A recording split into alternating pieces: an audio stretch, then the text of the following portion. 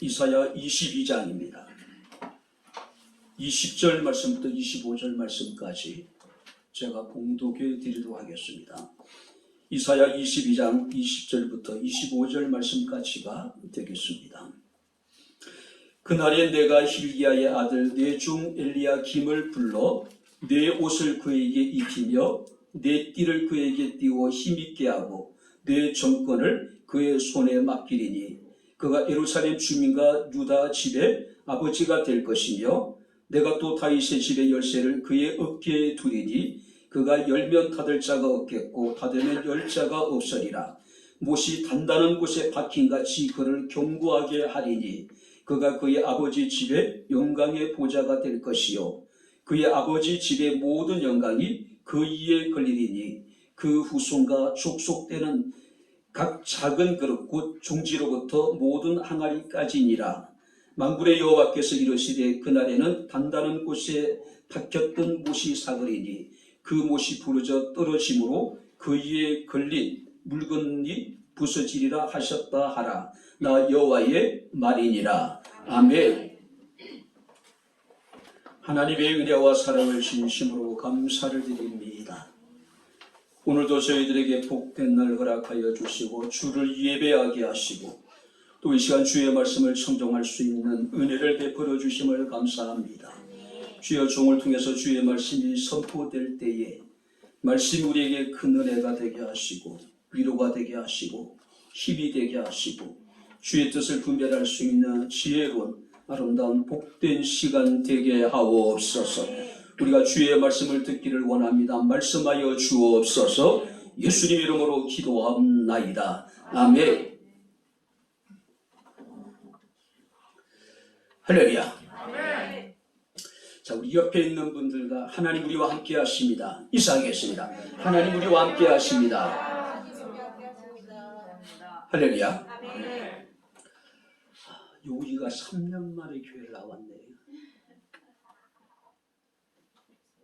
주말 되면은 늘 전화해서 목사님 뭐예요? 독일수리대 언제 가요? 어제는 이제 전화를 했더라고요. 그래서 제가 먼저 선수를 쳤습니다. 동계수리는 말고 다른 얘기 해봐. 그랬더니 내가 교회 가야 되는데 건강한 모습으로 이렇게 함께 할 수 있음에 대해서 감사를 드립니다. 할렐루야. 데비 에크먼이라는 사람의 가장 힘든 일, 기다림이라고 하는 책이 있습니다. 자, 그 책에 보게 되면 대부분의 많은 사람들이 항상 마지막에 가서 무너진다는 겁니다. 조금만 더 기다렸으면 되는데 그 마지막에 허무하게 무너져 버린다는 거죠. 자, 그래서 그는 이런 얘기를 합니다. 끝까지 견디는 자가 하나님의 때를 놓치지 않는다. 내 방식대로 기다리는 것을 멈추고 하나님을 따르라고 이야기를 합니다. 그러면서 이제 두 사람의 기다림의 사람을 소개합니다. 첫 번째가 누구냐면은 노아라고 하는 인물입니다. 자, 120년 동안 이 노아는 지치지 않고 하나님의 때를 기다렸던 인물이죠. 자, 노아가 단순히 방주만 만든 것이 아니라 그 시대 사람들에게 하나님의 회개의 메시지를 전해요. 근데 모든 사람들이 그 회개의 메시지를 거부했을 때에 이 노아가 겪었던 자괴감, 어떤 상실감, 절망감, 이로 말할 수가 없었겠죠. 또 방주를 만들다가 한적, 구름 없는 하늘을 바라보면서 아마 주먹을 휘두르고 싶은 그런 충동이 적지 않았나 생각이 되기도 합니다. 자, 그러나 그때가 왔을 때 노아는 방주 안에 들어가서 자신과 자신의 가족의 구원을 이루었다고 하는 사실입니다. 자, 또 한 사람의 기다림의 사람을 소개하고 있는데 아브라함이라고 하는 인물입니다. 그가 75세 때 하나님의 부르심을 받게 됩니다. 내 자손이 하늘의 별처럼 해변의 모래처럼 많아지게 될 거라는 약속이었어요. 자, 그래도 불구하고 25년이 지나기까지 하나님의 예언이 성취될 기미가 보이지 않지요. 그래서 한때는 자신의 종이었던 엘리에셀이라는 사람을 자신의 상속자로 생각했던 적도 있었지요. 그리고 그의 첩의 아들이었던 이스마엘이 태어났을 때는 그 이스마엘을 자신의 상속자로 생각하기도 했습니다.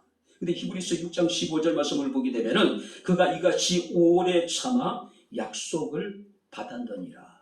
25년의 오랜 기다림 끝에 드디어 그가 하나님께서 그에게 약속하셨던 사라를 통해서 이삭을 얻게 되는 모습을 우리가 보게 됩니다. 내 방식대로 기다리는 것을 멈추고 하나님을 따르라.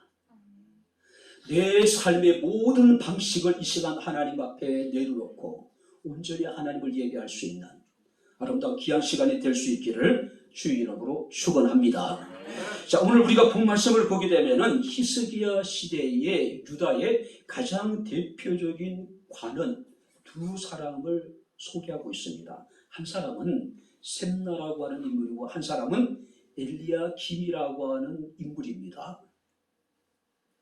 자, 하나님께서는 셈나를 폐하시고 엘리야김을 하나님께서 견고하게 하시겠다라고 약속하고 계셔요.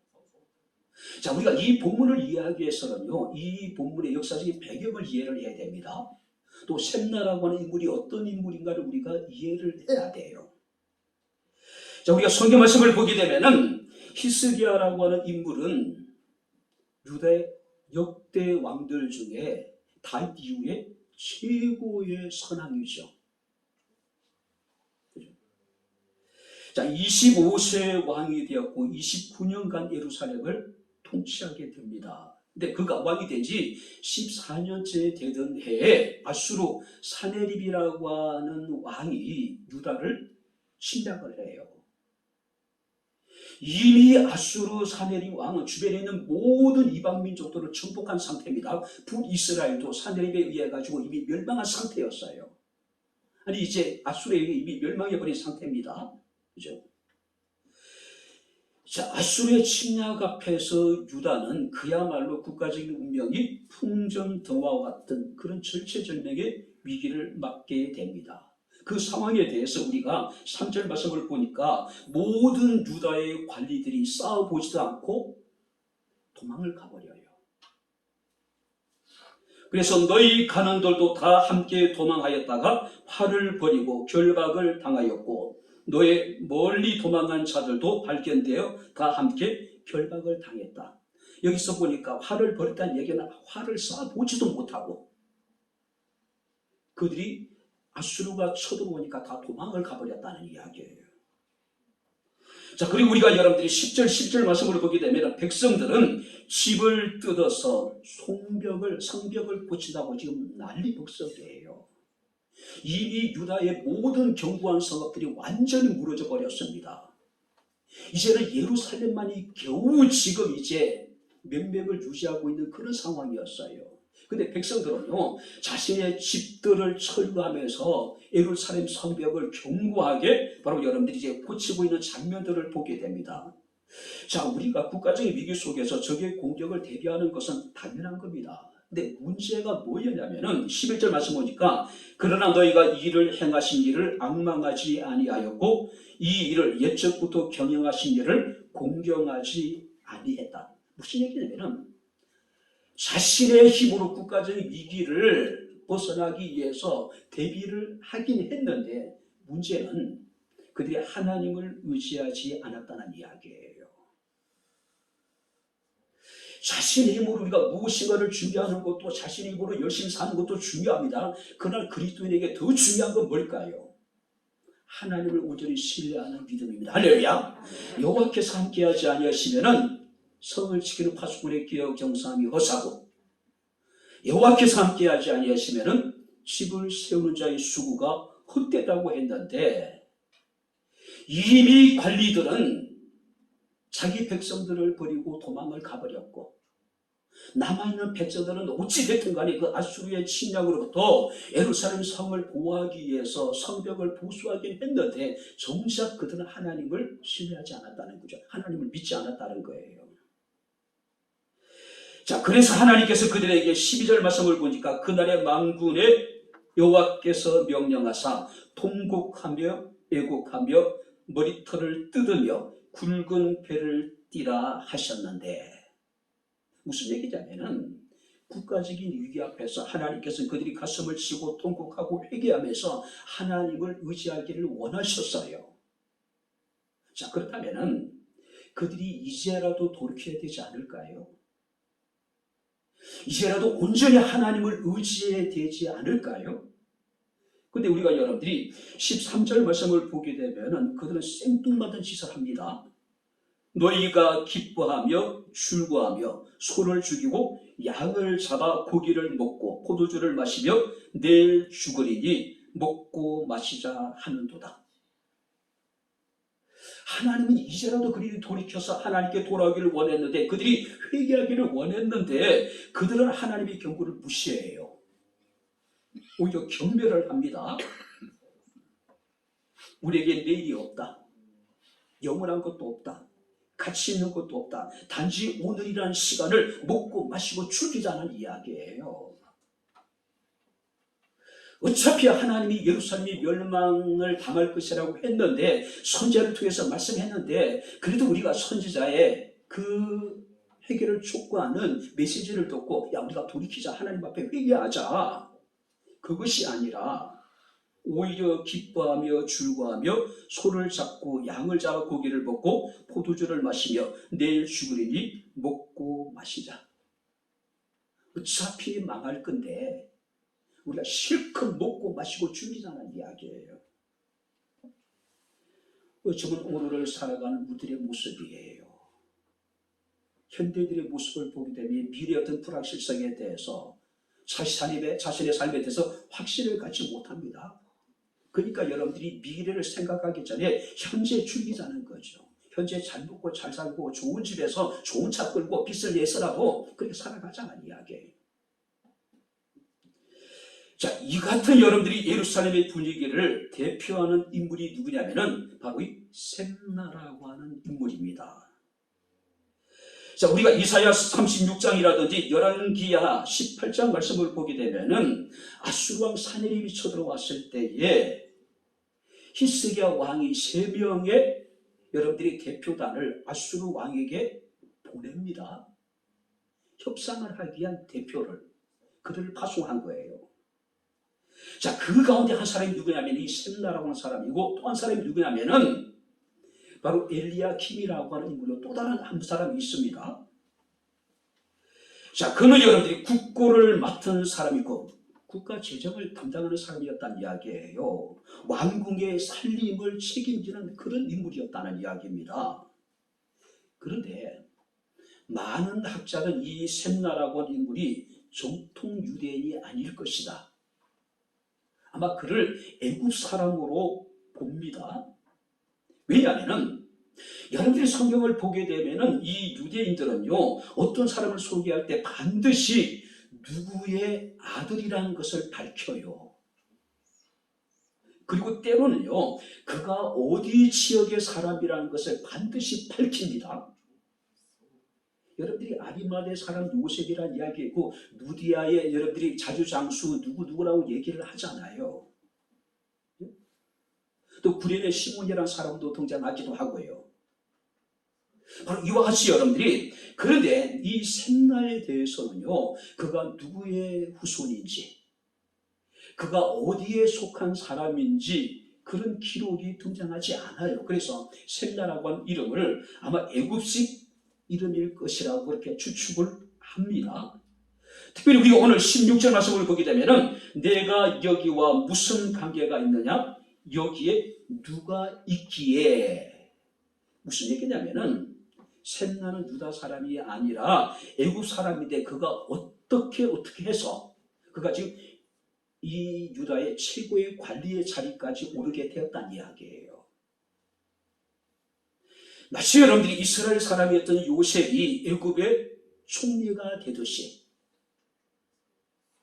또 여러분들이 이 히브리 민족의 여러분들 이스라엘 백성들의 포로로 사로잡혔던 다니엘이 바벨론과 페르시아 제국의 총리가 되어졌던 것처럼 아마 셈나도 그런 인물일 가능성이 많이 있다는 겁니다. 자, 그런데 중요한 것은요, 그가 국적이 어디인지, 그가 어디 출신인지, 누구의 아들인지는 중요하지 않습니다. 그가 하는 일이었어요. 그는 여러분들이 유다의 국정을 책임지는 최고의 여러분들이 관리였습니다. 문제는 그가 그에게 맡겨진 일을 처리함에 있어서 그는 하나님의 방식을 따르지 않았다고 하는 사실이에요. 그래서 우리가 15절부터 19절 말씀을 보게 되면은 그는 왕도 아니면서 궁을 차지하고 있었고 자기 자신을 위해서 아름다운 묘시를 탔고 화려한 수레를 만들어서 타고 다녔고 멸망이 코앞에 닥쳤음에도 불구하고 그는 반석을 쪼개서 돌을 정교하게 다듬어서 자신의 집을 화려하게 건축을 했다. 국가는 지금 멸망 직전에 국가적인 풍전등의 위기에 처해 있는데 셈나는 그것과는 전혀 관계없이 오직 권력을 위해서 자신의 이익만을 추구했던 그런 인물이라는 겁니다. 자신에게 주어진 권세를 등에 업고 교만하여 이기적인 삶을 살았던 대표적인 인물이 바로 이 셈나라고 하는 인물이다. 그래서 하나님께서는 이 셈나를 그냥 두고 볼 수가 없으셨어요. 그래서 우리가 17절 18절 말씀을 보게 되면은 나 여호와가 너를 단단히 결박하고 장사같이 세게 던지되 반드시 너를 모질게 감싸서 공같이 광막한 곳에 던져버릴 것이다. 무슨 얘기냐면 하나님 이 셈나를 엎어버리겠다는 이야기예요. 그리고 그를 단단히 감싸서 광막한 광야 가운데 척박하다고 던져버리겠다는 이야기예요.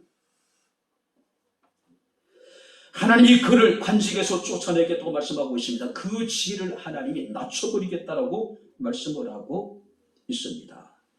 결국 그는요, 국가적인 위기 앞에서 불신앙적이고 이기적인 삶을 살다가 결국 하나님의 말씀대로 그가 장만했던 화려한 수레만을 덩그리 남겨놓은 채 이방의 포로로 사로잡혀가서 그곳에서 비극적인 종말을 맞이하게 된다는 이야기예요. 그리고 하나님이 이 셈나를 대신해서 세운 사람이 누구냐면은 바로 이 엘리야김이라고 하는 인물입니다. 자, 그렇다면 여러분들 오늘 이 엘리야김이라는 인물은 어떤 인물이었을까요? 엘리야김이란 뜻이 뭐냐면은 하나님께서 일으켜 세운다. 셈나를 하나님께서 패하시고 하나님께서 엘리야김이라고 하는 사람을 다시 일으켜 세워주셔서 그로 하여금 유다를 다스리게 하시겠다는 이야기예요. 근데 이 엘리야김의 아버지는 성경 말씀을 보니까 국내 대신 아마 총리에 해당되는 그런 직위였던 것 같습니다. hil기야라고 하는 인물이었어요. 그 아버지가. 어쩌면 이 엘리야김은 굉장히 아마 금수저의 여러분 집안이 아니었나 생각이 돼요. 아까도 말씀드렸지만은 사내립이 쳐들어왔을 때에 셈나와 더불어서 요아라고 하는 사람과 이 세 명이 엘리야김이 바로 협상 대표단으로 파송이 돼. 그때 대표자가 누구냐면은 바로 이 엘리야김이라고 하는 사람입니다. 근데 하나님이요 20절 말씀을 보게 되면은 그를 내 종이라고 부르고 있어요. 내 종. 자, 그는 하나님의 충실한 종으로서 셈나와는 대조적인 인물이었다는 겁니다. 그래서 하나님께서 셈나를 대신해서 이 엘리야김이라는 인물을 유다의 최고 지도자로 하나님 그를 높이시고 그를 견고하게 하시겠다고 말씀하고 있습니다. 자, 그래서 한번 여러분들이 23절을 보겠습니다. 23절 다 같이 읽겠습니다. 우리 다 같이 읽겠습니다. 못이 단단한 곳에 박힌 같이 그를 견고하게 하리니 그가 그의 아버지 집에 영광의 보좌가 될 것이요. 못이 단단한 곳에 박힘처럼 하나님이 엘리야김을 견고하게 하실 것이고 샘나는 공처럼 싸서 멀리 던져버리겠다 말씀하신 하나님이 엘리야김은 단단한 곳에 박힌 못처럼 그를 견고하게 하시겠다. 자, 이건 두 가지 의미를 가지고 있습니다. 첫 번째가 뭐냐면은 그가 국가적으로 바로 단단한 곳에 박힌 모처럼 그의 권위가, 그의 권세가 견고하게 될 것이다. 또 다른 의미는 뭐냐면은 그가 그의 가문에 있어서 온 가문이 의지할 수 있는 그런 견고한 사람이 될 것이다. 견고한 사람이 될 것이다. 샘나는 주인의 집에 수치를 끼치는 자였지만은 엘리야김은 예루살렘 주민과 유다 집의 아버지와 같은 인물이 될 것이고 가문의 영광이 될 것이라고 지금 약속하고 계십니다. 자, 그렇다면 하나님께서 이 엘리야김을 어떻게 높여주시냐면은 여러분 성경의 21절부터 22절 말씀을 보니까 그날에 내가 hil기야의 아들 내 종 엘리야김을 불러 내 옷을 그에게 입히면, 자, 여기서 내 옷이라는 것은 샘나가 입었던 옷, 내 띠는 샘나가 띠었던 그 띠. 여러분이 고대 사회의 옷이라든지 띠라고 하는 것은 그 사람의 신분을 상징합니다. 권세를 상징해요. 자, 여러분 조선시대 사극을 보게 되면 왕이 입는 옷이 다르죠. 그리고 고위 관리가 입는 옷이 다르고요. 그 다음에 하급 관리가 입는 옷이 다 다릅니다. 인조가 선전도에서 성에 항복을 할 때에 왕이 입는 옷을 입고 나가려고 했습니다. 근데 성이 허락하지 않죠. 고위 관리들이 입는 옷을 입고 나가려고 했더니 그것도 허락하지 않아요. 그래서 결국은 인조가 하급 관리들이 입는 푸른색 옷을 입고 가가지고 삼배부 구고두례라는 것을 하게 되죠. 옷은 굉장히 중요한 겁니다. 자, 샘나가 입었던 그 옷과 샘나가 허리에 띄었던 그 띠를 하나님께서는 엘리야김에게 입히시고 띄우시겠다는 이야기입니다.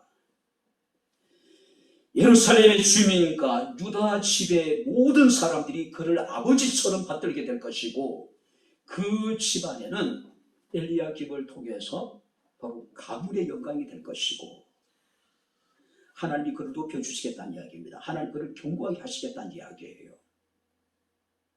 자, 뿐만 아니라 우리가 22절 말씀을 보게 되면은 다윗의 집, 또 유다의, 이 다윗의 집은 유다 왕궁을 말합니다. 근데 바로 열쇠를 그의 어깨에 하나님이 두시겠다고 말씀을 하고 있습니다. 무슨 얘기냐면은 통치자로서의 여러분들이 책임감, 무게감을 여기서 말하고 있는 겁니다. 고대 사회에 보게 되면 무겁고 긴 열쇠를 어깨에 메었던 그런 풍습들이 있었습니다. 그래서 여러분들이 통치자들은요, 자신의 어떤 직무의 어떤 무게감, 그것을 늘 인식하고 살아있어요. 우리나라의 여러분들이 권력자들이 그 무게감을 느끼고 있을까요? 그냥 신나는 것 같아요. 하고 싶은 거 못할 때 지금 다 해보고 싶은, 그죠?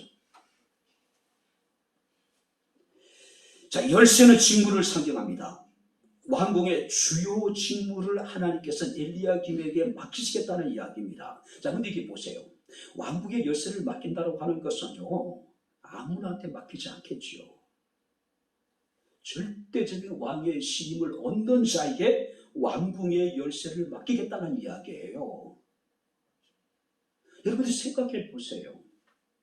아무에게나 왕궁의 열쇠를 맡기면은 흑심을 품으면 반역을 만약에 생각하면은 왕궁의 열쇠를 가지고 문을 열고 들어와서 왕을 죽일 수도 있잖아요. 왕궁의 곳간의 열쇠를 아무한테 맡기겠습니까? 여러분들이 자칫 잘못하면 그죠? 왕궁의 곳간의 열쇠를 가지고 왕궁에 있는 재산을 여러분들이 도적질할 수도 있잖아요. 자, 그만큼 여러분들이 이 엘리야김이라고 하는 인물이 왕의 절대적인 힘을 받게 될 것을 여기 말씀하고 있습니다. 그래서 열매는 닫을 자가 없을 것이고 닫으면은 열 자가 없을 것이다. 자, 예수께서 베드로에게 천국의 열쇠를 주겠다고 약속하셨죠. 그런 의미예요.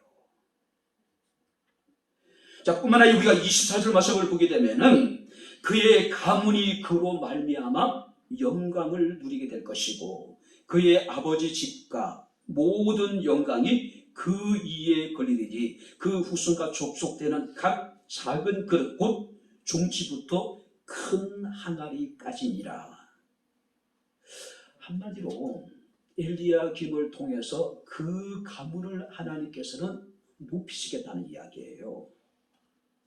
특별히 24절 말씀을 자세히 보게 되면은요, 그 아버지 집과 모든 영광이 그 위에 걸리리니 그 후손과 족속되는 각 작은 그릇 종지부터 항아리까지 그의 단단히 박힌 그의 못에 걸리게 될 것이다.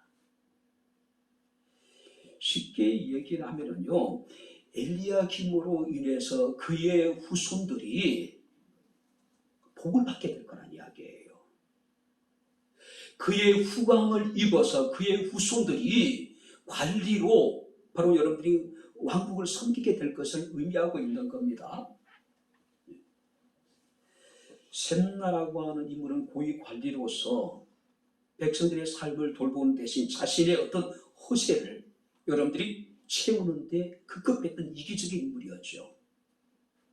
그런데 이 엘리야김은 그렇지 않았다는 이야기입니다. 자기의 백성을 돌볼 뿐만 아니라 자기의 가정을 그가 바로 세워 나가게 될 것이란 이야기예요. 자, 만약에 이야기가 여기까지 끝나면은 그야말로 해피엔딩이겠죠.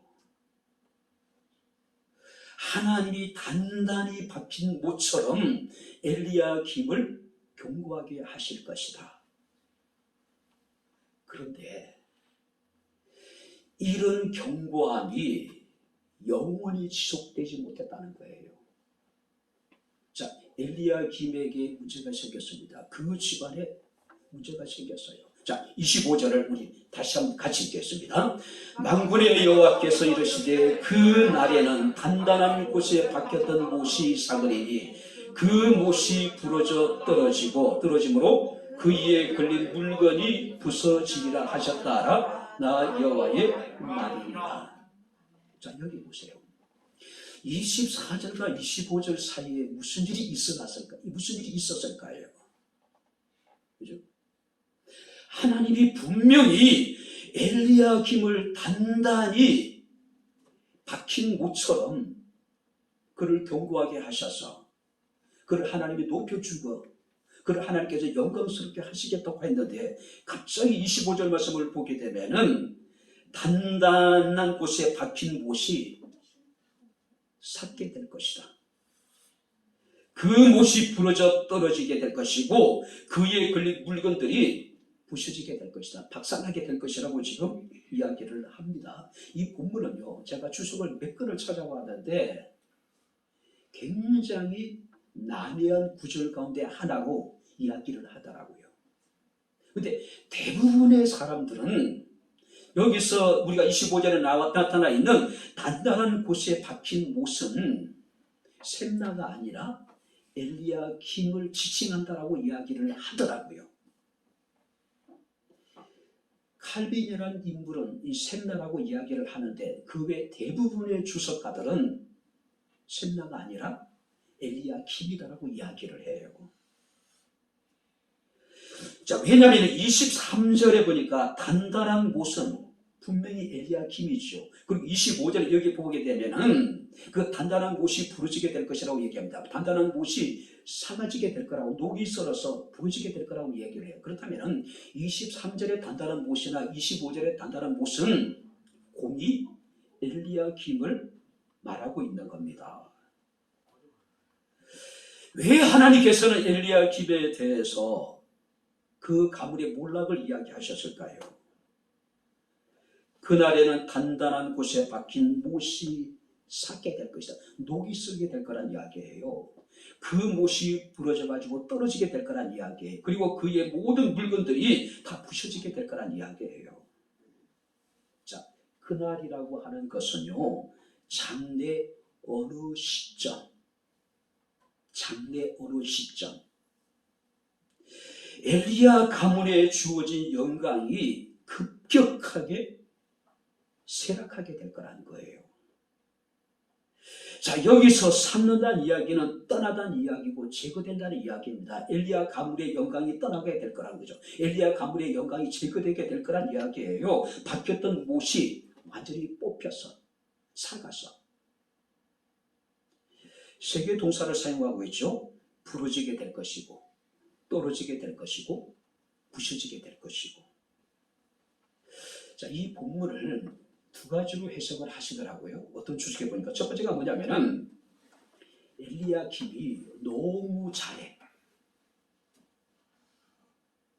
정말로 자신의 권력을 가지고 국민들을 잘 다스리는 겁니다. 편안하도록. 국가의 운영을 너무 잘하는 거예요. 셈나와 너무 비교될 정도로. 그러니 유다 백성들의 마음이 점점 더 엘리야김을 의지하게 되는 거예요. 하나님을 신뢰해야 되는데, 하나님을 믿고 의지해야 되는데 하나님보다 엘리야김을 더 신뢰했다는 이야기예요. 더 믿었다는 이야기예요. 자, 그런데 이 엘리야김이 사라지기 시작하면서 나중에 그것이 이제 부러져서 떨어지게 되니까 그를 의지했던 모든 사람들이 함께 몰락하게 될 것이다. 함께 망하게 될 것이다. 또 다른 하나는 아마 엘리야김이 셈나라고 하는 사람의 길을 걸었을 것이다.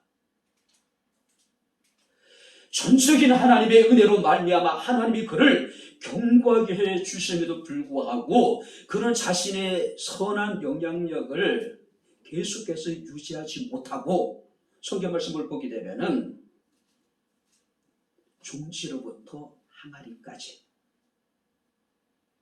종지는 작은 간장 종지 같은 걸 말하죠. 항아리는 큰 걸 말합니다. 무슨 얘기일까요?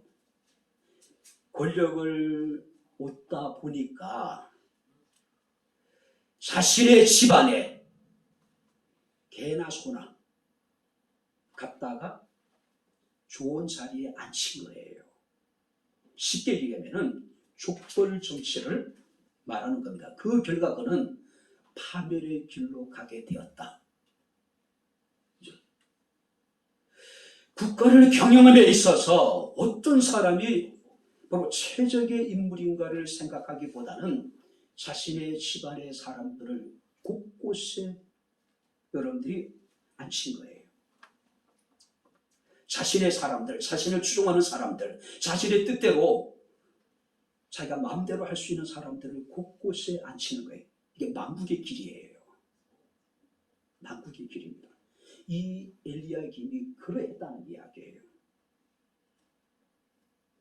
전무성을 교야하고 종지는 종지답게 사용되어야 되는데 큰 항아리는 큰 항아리 때문에 다른 데로 쓸모가 있는데 이것저것 가리지 않고 갖다가 자리에 앉혀놓은 거예요. 여러분들이 우리가 구한말에 보게 되면 대원군에 의해 가지고 60년에 가까운 세도 정치가 종발을 고하지요. 그런데 권력 싸움을 통해서 대원군이 축출이 되고 민기가 권력을 잡죠. 더 이상 조선에는 희망이 없어졌습니다. 세도 정치, 여러분 풍양조씨는 안동 김씨에 의해 가지고 세도 정치가 종식이 되니까 이제는 영민씨에 의해 가지고 조선의 국정이 농단되기 시작을 하죠. 영민씨에 의해 가지고 권력이 독점이 되고 국고가 탐진하고 매간매직이 성행하고 군인들에게 월급을 줘야 되는데, 쌀을 줘야 되는데 어떻게 합니까? 그 가마니 속에다가 모래를 집어넣고 돌을 집어넣고 그리고 결국 이목군란이 일어나게 되죠. 여러분들 이런 기록도 있습니다. 민기가 푸닥거리 하느라고 그의 1년의 국가 예산 20% 사용했어요. 아니 어느 정신 나간 사람이 국가 예산의 20%를 신령군이라고는 무당에게 왕자의 지위를 주지요. 여자에게. 그리고 국가 예산의 20%를 부닥거리하는 데 사용해요. 금강산에 갔다가 자신의 아들의 왕위를 위해서 안정을 찾기 위해서 갔다가 쌀을 투하하고 군인들에게는 모리를 섞어서 돌을 섞어서 봉급을 지불하면서 동학혁명이 일어났을 때에 동학혁명의 강령 가운데 하나가 뭐냐면은 중앙에 있는 권력자들을 척결하는 거예요. 민비 집안이에요. 바로 여기서 엘리야김이 그러했다는 거예요. 엘리야김이. 처음에는 하나님께서 셈나라는 사람을 패하시고 엘리야김을 하나님께서 높여서 단단히 박힌 모처럼 그를 경고해 주셨는데 시간이 지남에 따라서 엘리야김이 타락하기 시작했다는 거예요. 자신의 집안의 종지와 큰 항아리까지 닥치는 대로 좋은 자리에 다 갖다가 앉혀버린 거예요. 이거는 여러분들이 파국이죠. 이건 멸망기로 처하는 겁니다. 하는 거예요. 오늘 결국 여러분들이 그 못이 녹이 썰어서 사가져서 부러져 버립니다. 떨어져 버려요. 거기에 함께 기생했던 엘리야김의 집안의 사람들이 다 함께 망하게 될 거란 이야기예요. 어느 때보다도 지금 우리가 여러분들이 어려운 시기에 우리가 나라 민족을 위해서 기도해야 될 때가 아닐까요? 우리가 믿고 의지할 수 있는 것은 세상에 아무것도 없다는 거죠. 그죠? 자, 하나님이 견고하게 하신 단단한 곳에 박힌 그 견고한 못이 이렇게 사가서 부러질 줄 누가 알았겠어요? 이렇게 그 못이 땅바닥에 떨어지고 그게 걸려있던 모든 것들이 박살이 낼 거라고 누가 생각했겠어요? 이렇게 급격하게. 하나님은 영원할 것 같았던 셈나의 권세와 영광을, 영원할 것 같았던 엘리야김의 권세와 영광을 하나님 녹슬어버리게 했다는 거죠. 망하게 해버렸다는 이야기예요. 금불 10년이라는 이야기를 하죠. 권력은 10년을 가지 않습니다. 대한민국은 5년 단임제예요. 영원할 것 같지만은 여러분들이 5년이에요. 국회의원도 여러분들이 영원할 것 같지만은 아니에요. 짧아요. 그죠? 세상에 여러분들 우리가 화무 11원이라는 얘기를 합니다. 아무리 붉은 꽃도 11을 가지 않습니다. 엘리야김이 그것을 인식했다면은, 엘리야김이 그래서 정말로 좀 더 조심하고 또 조심했다면은, 그가 무분별하게 권력을 행사하지 않았다면은 엘리야김의 시대는 계속되지 않았을까요? 그의 가문은 영원히 계속해서 지속되지 않았을까요? 말씀을 마칩니다. 우리에게 영원한 건 아무것도 없습니다. 우리 젊은 청년들이, 여러분들의 청춘이, 젊음이 계속될 거라고 생각하십니까? 그래서 오늘 하루를 즐기고 오늘 하루를 내가 신나게 살자. 여러분들이 다음에 후회하지 않을까요? 시간을 그 허비한 것에 대해서 여러분들이 가슴을 치면서 후회하지 않을까요? 우리의 건강도 영원하지 않습니다. 우리의 부도 영원하지 않습니다. 우리의 명예도 영원하지 않습니다. 우리의 권세도 영원하지 않습니다. 내가 자랑하고 있는 내 지혜도 영원하지 않습니다. 모든 것이 다 때가 되면은 사라집니다. 녹이 썰어요. 부러지고 떨어지고 부셔지게 될 것이란 이야기예요. 그래서 전도서 기자는 공고한 날에 이르기 전에 하나님을 기억하라고 이야기하고 있어요. 하나님을 의지하라는 이야기예요. 그죠? 지금도 오늘 이 시간도 마찬가지입니다. 자신의 지혜가 하나님의 지혜보다도 낫다 생각하는 거예요. 자신의 생각이 하나님의 생각보다도 더 탁월하다고 생각해요. 자신이 가고자 하는 길이 하나님 나를 예비한 길보다 훨씬 더 좋은 길이라고 착각 속에 빠져 있어요. 그래서 이 길로 오지 않고 다른 길로 가는 사람들이 지금 있단 말이에요. 내 생각과 하나님의 생각은 다르고, 내 길과 하나님의 길은 다르고, 내 뜻과 하나님의 뜻은 다를 수 있습니다. 할렐루야. 다름을 인식하는 것이 지혜입니다. 다르다는 것을 느끼는 것이 하나님의 은혜예요.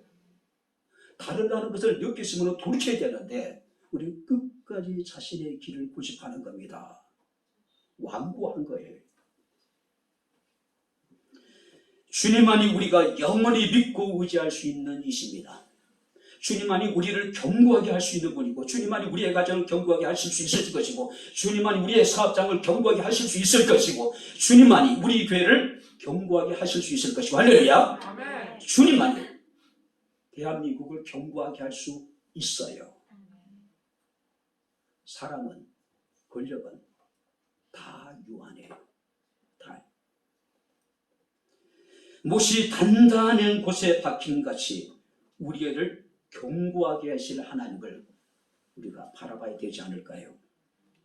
그래서 우리가 고린도전서 15장 58절에 그러므로 내 사랑하는 형제들아 견실하여 흔들리지 말고 견고하여 흔들리지 말래요. 그리고 항상 주의에 더욱 힘쓰는 자가 되라고 말씀을 하고 있습니다.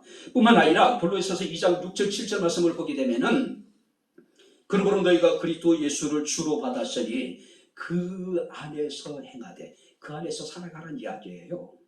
그 안에 뿌리를 박으며 그 안에서 세움을 받고 그 안에서 교훈을 받은 대로 그 안에서 믿음에 굳게 서서 그 안에서 감사하라. 바울의 신학의 핵심은 예수 안입니다. 예수를 떠나서는 우리는 아무것도 할 수 없어요. 엘리야김이 아마 어느 순간에 무슨 일이 있었는지 모르겠지만은 그의 마음이 점점 하나님께 멀어지는 순간 그의 권력도 명예도 다 녹슨 모처럼 사라지게 됩니다. 땅에 떨어지게 되고, 또 거기에 걸려 기생했던 그 가족들이, 그 가문들이 함께 다 멸망을 당하게 되는 모습을 우리가 보게 됩니다.